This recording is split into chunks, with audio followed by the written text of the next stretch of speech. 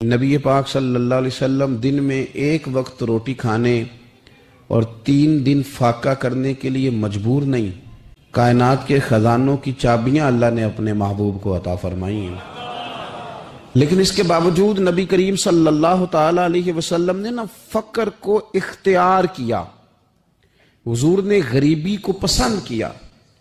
تھوڑے پہ گزارا کرنا، تھوڑے پہ زندگی گزارنا، اس کو ترجیح دی رسول کریم نے۔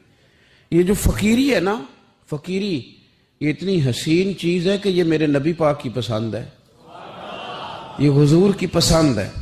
اس فقر کے اندر جو حسن ہے اور اس فقیری کے اندر جو طاقت ہے اور اس کی جو خوبصورتی ہے، اس کو اگر ہم ملاحظہ کرنا شروع کریں اور اس پر ہم تھوڑی توجہ دینے لگیں تو ہو سکتا ہے بہت سارے لوگ جو غریبی کو اپنے لیے ذہنی اذیت محسوس کرتے ہیں وہ فقر کو فخر سمجھنا شروع کر دیں۔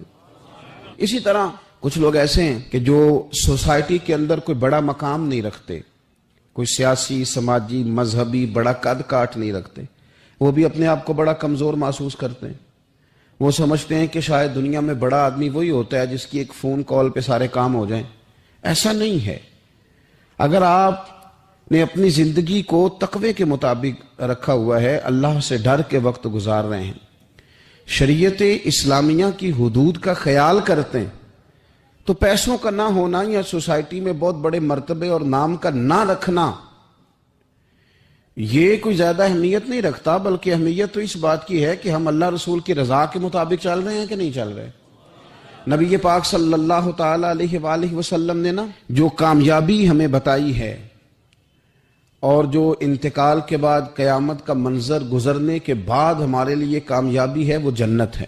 جنتی اور جہنمی برابر نہیں ہو سکتے، جنتی اور جہنمی برابر نہیں، بلکہ اصحاب الجنتی ہم الفائزون، یہ جنت والے ہیں، یہ کامیاب ہونے والے لوگ۔ جنتی اور جہنمی برابر نہیں، قرآن مجید نے فیصلہ کیا کہ یہ برابر نہیں، بلکہ جو جنت میں چلا گیا وہ کامیاب ہو گیا، وہ اللہ کی رحمت کے قریب چلا گیا، خدا کا فضل اسے نصیب ہوا۔